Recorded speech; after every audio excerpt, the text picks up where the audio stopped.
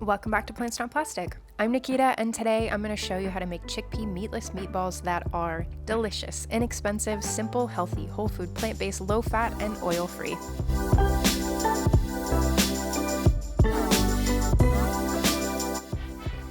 So I've made 2 pasta sauce recipes so far and figured having a meatball replacement was just necessary. I'll say out of the gate that if you're imagining these being a like-for-like replacement for meat-based meatballs, you're just giving me too much credit. These are bean-based balls that have some really good flavor and are completely serviceable as a healthy alternative. But if you want that meaty, bouncy texture, you'd have to go to the store to buy an actual branded vegan meatball or eat an actual meatball. I also don't mean to undersell these things because I don't share recipes that I don't thoroughly enjoy, and I've been eating these things on repeat as a snack and for meals as I've been testing them. I've stored them in the fridge and eaten them a couple days later, and they really are awesome. I'm just trying to set your expectations. And also, before we get started, if this is your first time here or you've been hanging out for a while but haven't subscribed, thanks for watching. And if you like this video, subscribe and click that bell so you get notifications when I put out new videos. I release new content weekly. I would love to have you stick around, and I really do appreciate the support.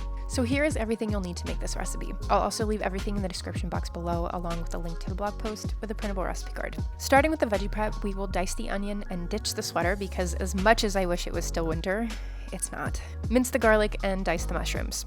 Mushrooms are optional for this recipe, but I think they break up the bean texture in the balls and do create a little bit of bounciness and chewiness to make the texture kind of closer to a real meatball, but if you want to exclude them, they're still good. We'll cook those veggies down first, sauteing the onion and garlic until the pan starts to brown. Add the mushrooms to deglaze the pan naturally as they release their moisture. And once they've just started to sizzle and brown on the bottom again, we'll turn off the heat and set the pan aside to let the remaining moisture remove anything from the bottom of the pan for us. I will say during this cooking that it is kind of a small amount of mushrooms, so if you need to add a teeny bit of water to make sure that you get the caramelization up from the bottom of the pan, that is okay too. Set up your flax egg to thicken up, then rinse and completely drain your beans before mashing them in a medium mixing bowl.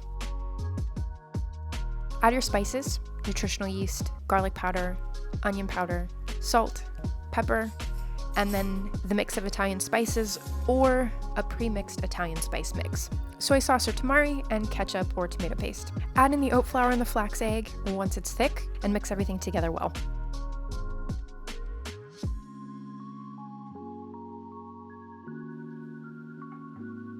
You can add more oat flour here if needed to get the texture to a place where you can roll it into a ball.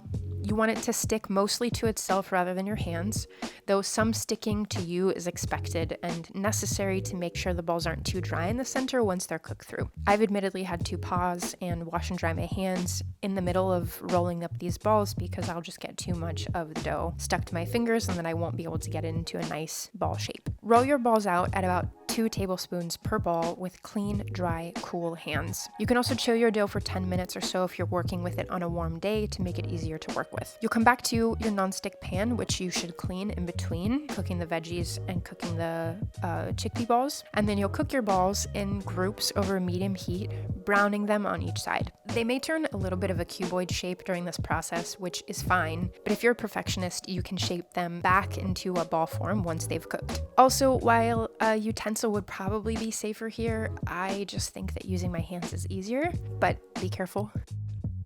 Once you've got them browned up on every side, they are actually edible at this point, and they are tasty and great, and you could stop here.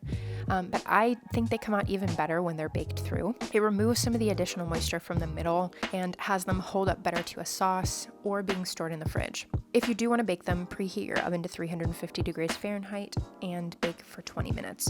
Once they're cooled and out of the oven, we can get a close-up and pull one open before serving up a few for a taste test. Pasta sauce and meatballs goes great together, and like I said, I've got 2 of those on my channel already. I made up the tomato basil sauce here, and it was so good with the chickpea balls, so I would highly recommend making these 2 recipes together.